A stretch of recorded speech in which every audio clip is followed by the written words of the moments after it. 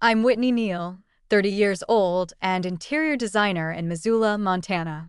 That night, our family dinner started like any other, plates clinking, my mom passing the mashed potatoes. I was laughing about a client's ridiculous wallpaper choice when my dad slammed his glass down, the sound cutting through the room like a knife. "Whitney, you have 2 days to get your stuff out," he barked, his voice cold. "This house belongs to your brother now." My fork froze midair. My brother, who'd been chasing big dreams in New York, hadn't set foot here in years. I'd poured my savings, $60,000, into keeping this place alive, paid the bank loans, replaced the leaky roof, bought every piece of furniture in this dining room, and now they were handing it to him. My mom avoided my eyes, fidgeting with her napkin, while my dad leaned back, arms crossed like it was final. My stomach churned, but I didn't argue. I just nodded, my mind racing. They thought I'd roll over, pack up, and disappear. They had no idea what was coming. In 48 hours, they'd walk into this house and regret every word they'd said. I pushed my plate away, stood up, and walked to my room, already planning. They'd underestimated me, and that was their first mistake. If you're as shocked as I was, drop a comment below with where you're watching from and what time it is. Let's see how many of us are glued to this drama. The next morning, I woke up in our Missoula home, my dad's words still echoing. I lay in bed staring at the ceiling I'd painted pale blue 3 years ago, trying to make sense of last night's dinner. How could they just hand the house to my brother? I'd given everything to keep this place standing. Back in 2022, when the bank threatened to foreclose, I stepped up. My parents were drowning in debt, $60,000 in loans they couldn't pay. I was 27, just starting my interior design career, but I emptied my savings to cover it. Every cent I'd scraped together from late-night freelance gigs went to the bank, not because they asked, but because this house was my home. It was where I grew up, where I'd sketched my first designs on the living room floor. I didn't stop at the loans. The house was falling apart, peeling paint, creaky floors, a roof that leaked every spring. I took on extra clients, worked weekends, and poured my heart into fixing it. I chose the pale blue paint for the walls, soft and calming, to make the place feel alive again. I bought a new gray sofa, sturdy enough for family movie nights, and a flat-screen TV for my mom's favorite cooking shows. The washing machine was my idea, too, after the old one broke and left us hauling laundry to the laundromat. Each purchase, each hour spent sanding floors or hanging curtains was for them, for us. I thought I was building something lasting, something they valued as much as I did. But my brother, he didn't care. Colt had left for New York 5 years ago, chasing some big banking job, dreaming of skyscrapers and stock markets. He'd call maybe twice a year, always rushed, promising to visit, but never showing up. When he did, it was all swagger, talking about deals that never materialized, suits he couldn't afford. My parents ate it up, hanging on his every word like he was some Wall Street genius. They'd brag to neighbors about his success, while I was the one keeping the lights on. I'd overhear my mom on the phone saying, "Colt's doing so well," as I scrubbed the kitchen counters I'd paid to replace. It stung, but I swallowed it, thinking my work spoke for itself.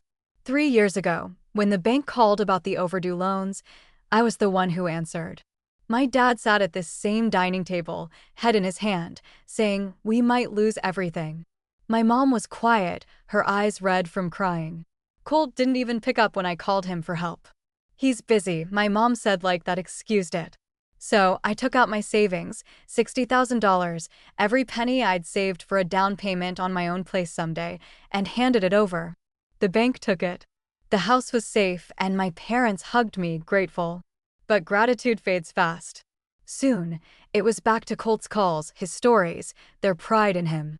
I'd walk into the living room, see the sofa I'd bought, the TV I'd wired up, and wonder why it wasn't enough. Last summer, I redid the dining room. I picked out a new chandelier, sleek and modern, to replace the flickering one from my childhood. I spent hours measuring, sanding, painting, making sure every detail was perfect. My mom smiled when it was done, said it looked fancy. My dad nodded, said it was nice. But when Colt called the next week, they spent an hour talking about his latest big deal. I stood in the hallway listening, my hands still stained with paint. Nice, fancy. I'd rebuilt their home piece by piece, and they couldn't stop talking about a brother who hadn't stepped foot here in years. It wasn't just the money. It was the time, the energy, the late nights designing client projects to pay for this place. I'd come home exhausted, collapse on that gray sofa, and still feel like I was carrying the weight of this house alone. My parents leaned on me, but their eyes lit up for Colt. He was the golden child, the one who got away while I was just here holding it all together. And now they wanted to give him the house, the one I'd fought for, the one I'd made my own. My chest tightened, not with sadness, but with something sharper, anger maybe, or resolve. They thought I'd walk away, let Colt waltz in, and claim what I'd built. They were wrong. I sat up in bed, the pale blue walls glowing in the morning light. I'd spent years keeping this family afloat, but last night's dinner changed everything. I wasn't their daughter anymore. I was the one they used, the one they took for granted. But I wasn't done yet. I grabbed my phone, my fingers steady despite the fire in my veins. I needed answers, and I knew who to call. By mid-morning, I called Lindsay, my best friend, needing answers. Lindsay picked up on the second ring, her voice calm but sharp. "Whitney, what's wrong?" she asked, sensing my urgency. I paced the kitchen, the same one I'd redesigned with granite counters I paid for, and spilled everything about last night's dinner. My dad's cold ultimatum, 2 days to get out, the house handed to my brother still burned in my chest. I told her how I'd poured $60,000 into saving this place, how I'd rebuilt it while my brother chased fantasies in New York. Lindsay listened, her lawyer brain already working. "Something's off," she said. "If they're giving him the house, there's got to be a reason. Have you checked their finances? Any new loans?" "Maybe." Her words hit like a spark. Finances. I hadn't thought of that.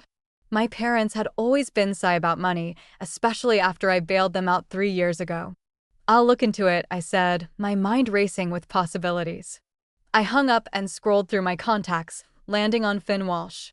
I'd met Finn 2 years ago when I designed a waiting area for his bank branch in Missoula.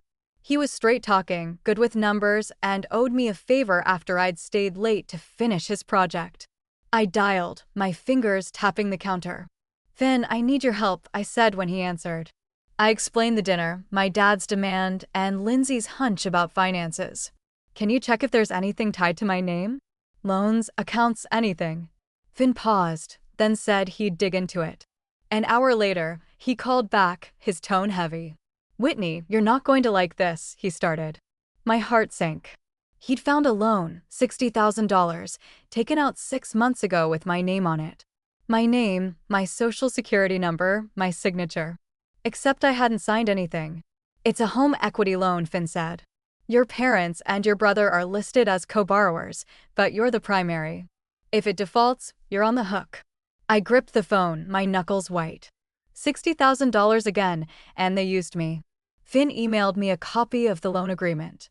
I opened it on my laptop, staring at the scanned document. There it was, my name, Whitney Neal, in bold print with a signature that looked like mine but wasn't. The loops on the W were too sharp, the tail on the L too short. It was a forgery, clumsy but convincing enough to fool a bank. The loan was tied to the house, the same one I'd saved from foreclosure. My parents and Colt had gone behind my back, used my identity to borrow money, and now wanted me out so Colt could take over. My stomach twisted, not just with anger, but with betrayal. They hadn't just taken my money, they'd stolen my name, my future. I forwarded the email to Lindsay, who called back instantly. "This is identity theft," she said, her voice firm. "We can fight this, Whitney, but we need more proof. Check the house for any paperwork, loan documents, bank statements, anything." I climbed the narrow stairs to the attic, my pulse pounding. The attic was a mess of dusty boxes, old tax returns, and forgotten holiday decorations. I started with a cardboard box labeled bills, pulling out stacks of envelopes. Most were utility bills, but one folder caught my eye, unmarked, tucked under a pile of receipts. Inside were bank statements, none in my name, but one had a letter from the bank addressed to my mom and dad. It referenced the $60,000 loan confirming payments were behind. Then I found a copy of the same loan agreement Finn sent with that fake signature staring back at me.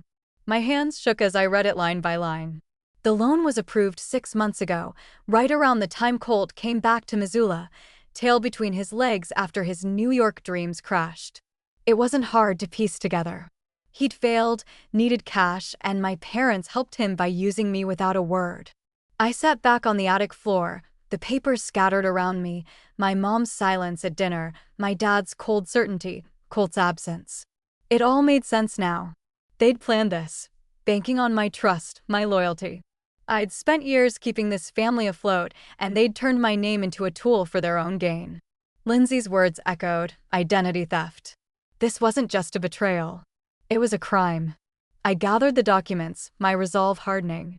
They thought I'd leave quietly, let Colt claim the house I'd fought for.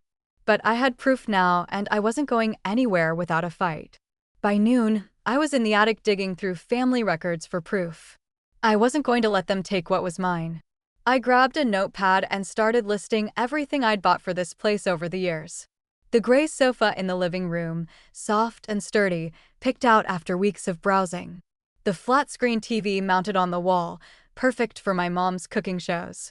The washing machine in the laundry room, a lifesaver after the old one died. The cream-colored curtains in the dining room, custom ordered to match the chandelier I'd installed. Each item was mine, paid for with my money, my sweat. I wasn't leaving them behind for my brother to claim. I opened my laptop and searched for moving companies in Missoula. I needed this done fast, today if possible. I found a local outfit, Missoula Movers, with solid reviews and same-day service. I called, my voice steady despite the knot in my chest. I need to move furniture out of my house this afternoon, I told the guy on the phone. He asked for details, size of the load, address, timeline. I rattled off the list: sofa, TV, washing machine, curtains, a few smaller pieces. Can you be here by 2? I asked.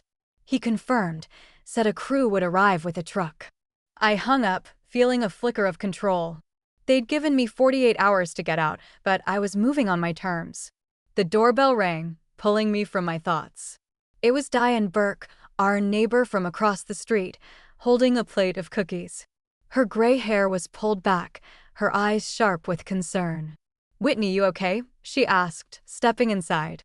"You looked upset this morning." I hesitated, then told her about my dad's ultimatum, leaving out the loan for now. Diane frowned, setting the cookies on the counter. "You've done so much for this house," she said.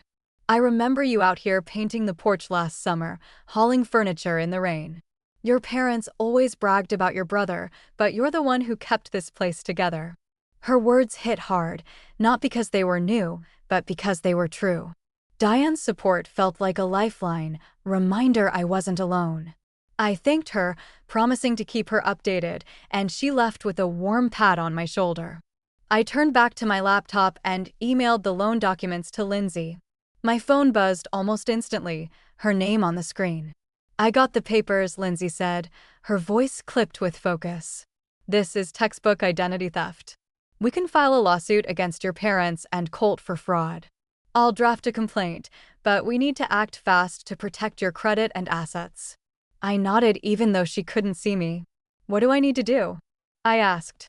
She told me to gather any additional evidence, receipts, bank statements, anything tying me to the house's upkeep. I already had the loan agreement and the bank letter from the attic, but I'd check again for more. "We'll file by tomorrow," Lindsay said. "Once the movers clear your stuff, we'll lock in the case." I felt a surge of purpose. This wasn't just about the house anymore. It was about holding them accountable. By 1 o'clock, I was back at the notepad, double-checking my list.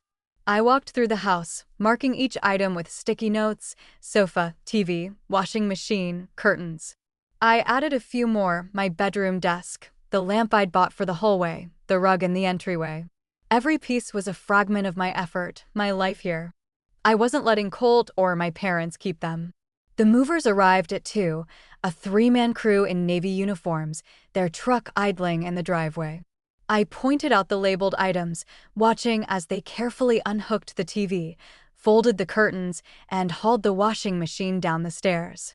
It was strange seeing the house I'd built up over years dismantled in hours, but it wasn't sadness I felt, it was clarity.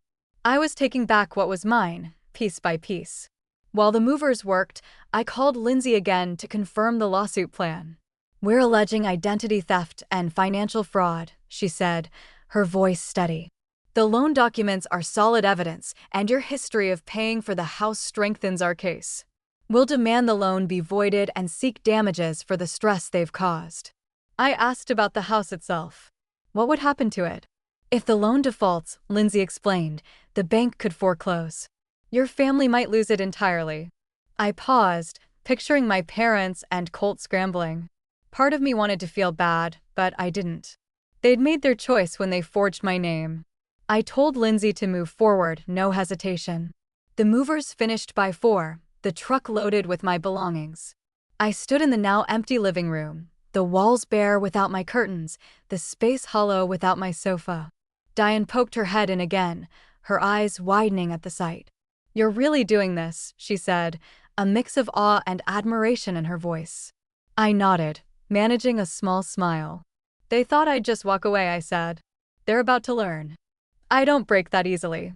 Diane squeezed my hand, promising to check in later. I locked the front door, the key heavy in my pocket.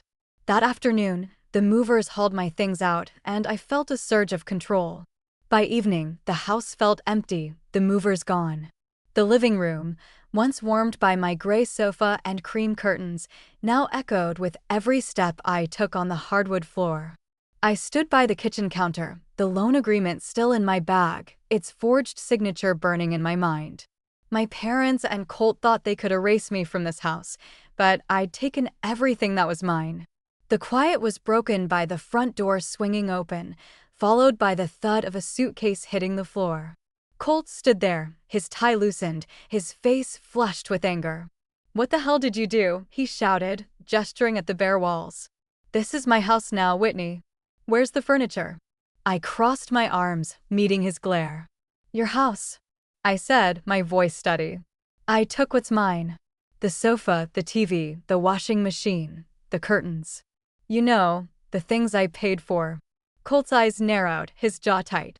"You don't get to decide that," he snapped. "Dad said this place is mine. You're supposed to be gone." I stepped closer, pulling the loan agreement from my bag and holding it up. "I know about the $60,000 loan, Colt. The one you and Mom and Dad took out in my name. That fake signature. I'm not the idiot you think I am." His face froze just for a second before he recovered, smirking. "You're making this up," he said. "You're just mad because I'm back and you're out." I didn't flinch. "I have proof," I said, tapping the papers. "Finn Walsh at the bank sent me the agreement. Your name's on it, too, but I'm the one they'll come after if it defaults." "You really thought I wouldn't find out?" Colt's smirk faded, replaced by a flicker of panic. He grabbed his phone, dialing our parents. "You're going to hear from Mom and Dad about this," he said, his voice rising. "You can't just strip the house and walk away." I laughed, sharp and cold. "Walk away? I'm protecting myself. You and our parents committed identity theft. I'm not letting you take what I built." The doorbell rang, cutting through the tension. It was Henry King, our neighbor from 2 houses down, his flannel shirt tucked neatly into his jeans. He stepped inside, his eyes darting between me and Colt. "Everything okay, Whitney?" he asked, his voice calm but firm. I nodded, keeping my gaze on Colt. "Just having a chat with my brother," I said. Henry raised an eyebrow, looking at the empty living room. "Heard the movers earlier," he said. "Whitney, you've put your heart into this place. I saw you out here fixing the porch, hauling that TV in. Whatever's going on, I'm on your side." His words hit like a quiet anchor, grounding me. Colt scoffed, rolling his eyes. "This doesn't concern you, old man," he said. Henry didn't budge. "It does when I see someone getting pushed around," he replied, staring Colt down. Colt's face reddened, his hands clenched. "You're pathetic, Whitney," he said, his voice dripping with disdain. "Always playing the victim, thinking you're the hero of this family. Mom and Dad know who really matters." I stepped closer, my voice low but firm. "If I'm so pathetic, why'd you need my name to get that loan? Why'd you come crawling back to Missoula when your big dreams failed? Colt flinched, his bravado cracking. He opened his mouth to retort, but his phone buzzed, our dad's name on the screen. He answered, pacing as he ranted. She took everything, Dad, the whole damn house is empty. I stood there, unmoved, as he gestured wildly, his voice echoing in the bare room. Henry leaned toward me, his voice low. You don't deserve this, Whitney, he said. I've watched you hold this family together. Don't let him bully you. I nodded, grateful for his support. Colt hung up, his eyes blazing. Dad's furious, he said. You're done, Whitney. You'll regret this. I held up the loan agreement again. No, Colt. You will. I'm filing a lawsuit tomorrow. Identity theft, fraud, the works. You and our parents can explain it to a judge. Colt's mouth opened, then closed, his confidence crumbling. He grabbed his suitcase, muttering under his breath, and stormed toward the door. This isn't over, he spat, slamming it behind him. I stood still, the silence settling back in. Henry put a hand on my shoulder. You did the right thing, he said. Proud of you. I managed a small smile, the weight of the day lifting slightly. I grabbed my bag, the loan papers safe inside, and locked the front door. As Colt stormed out, I locked the door and drove to Lindsay's apartment. At Lindsay's apartment, I spread out the loan documents on her table. The forged signature stared back at me, a jagged reminder of my family's betrayal. Lindsay, her laptop open, was already typing, her fingers flying across the keys. We've got a strong case, she said, her voice steady with confidence. Identity theft, financial fraud, and your history of maintaining the house. It's airtight.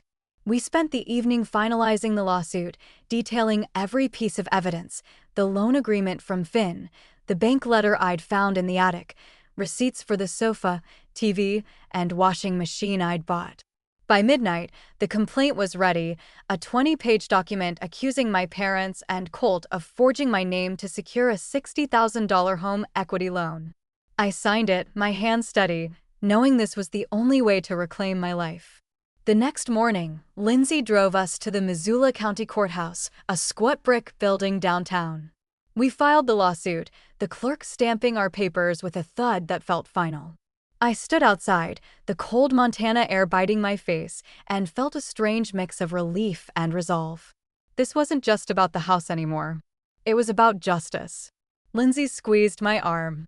The court will see through their lies, she said. You've got this.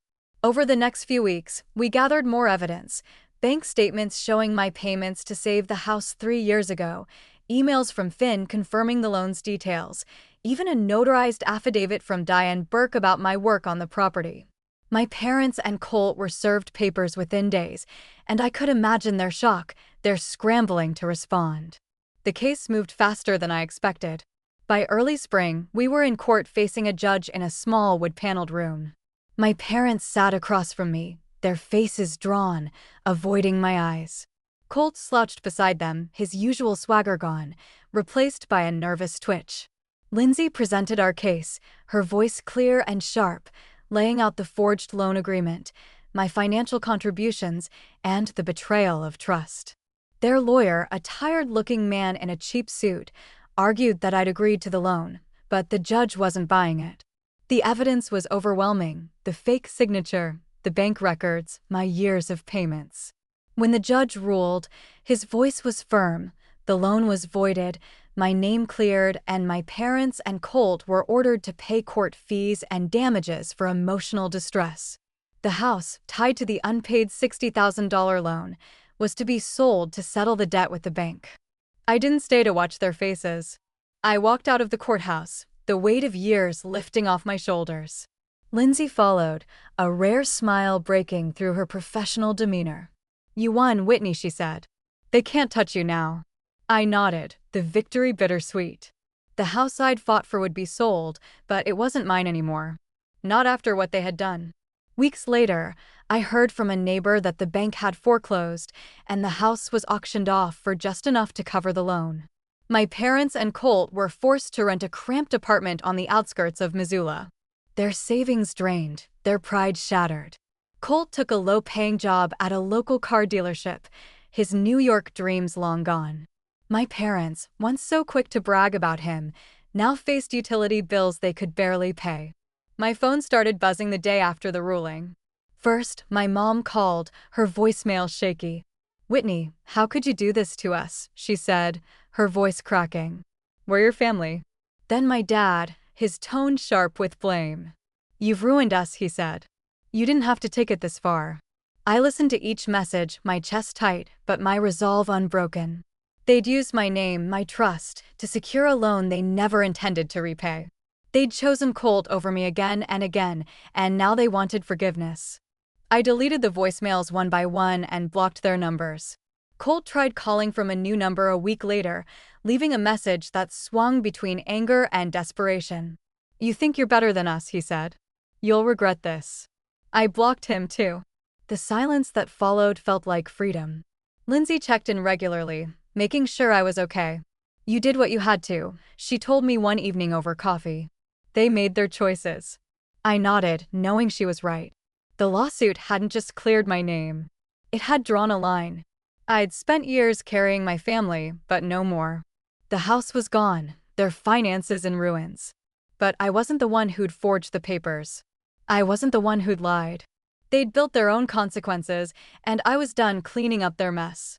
Months later, I stood in my new apartment, sunlight streaming through.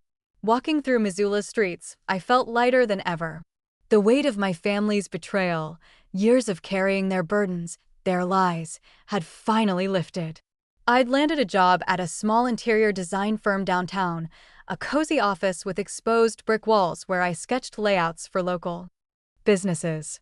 My days were filled with color swatches and client meetings, each project a chance to build something new, something mine. My new apartment, a one-bedroom near the Clark Fork River, was starting to feel like home. I'd set up my gray sofa against a window, the morning light catching its soft fabric. The flat-screen TV hung on the opposite wall, wired neatly, a reminder of the life I'd reclaimed. I hung new curtains, navy blue, a fresh choice, and placed my old lamp on a corner table, its warm glow softening the evenings. Every piece, once part of the house I'd fought for, now belonged to a space that was entirely my own. I hadn't spoken to my parents or Colt since the lawsuit. Their numbers stayed blocked, their voicemails long deleted. I'd heard through the grapevine, Missoula's tight-knit community was quick with gossip, that they were struggling. My parents and Colt were still in that cramped apartment on the edge of town, scraping by on odd jobs and dwindling savings. Colt's car dealership gig barely covered rent, and my parents' pride had taken a hit. Diane Burke, my neighbor, had stopped by the firm one day to drop off a coffee. "People talk," she said, her eyes kind but serious. "Everyone knows what they did. Forging your name, trying to push you out. Henry's been telling folks at the community center how you stood up for yourself." I nodded, grateful but unsurprised. Missoula didn't forgive betrayals like that easily, and my family's reputation had crumbled under the weight of their choices. I didn't dwell on their downfall. My focus was forward on the life I was building. At the firm, I took on bigger projects, a cafe redesign, a boutique hotel lobby, each one stretching my skills, boosting my confidence. I'd spend evenings rearranging my apartment, tweaking the layout to feel just right. The washing machine, now humming in a small utility closet, was a quiet victory. I'd fought to keep what was mine, and every piece in that apartment was proof of it. Sometimes I'd sit on the sofa sketching new designs and feel a quiet pride. I'd spent years pouring my heart into a family that took me for granted, but I'd learned to pour that energy into myself instead. Looking back, I saw the lesson clearly. I'd let my family use me, my money, my time, my trust, because I thought that's what family did. But loyalty doesn't mean letting people walk over you. Protecting your worth means setting boundaries, even when it hurts, even when it's the people closest to you. I'd given everything to keep that house standing, only to learn they'd forged my name to take it away. Standing up, digging for the truth, fighting in court, walking away showed me my own strength. Independence isn't just living alone. It's knowing you can stand tall no matter who tries to pull you down. I wasn't the daughter who fixed everything anymore. I was Whitney, building a life on my terms, and that was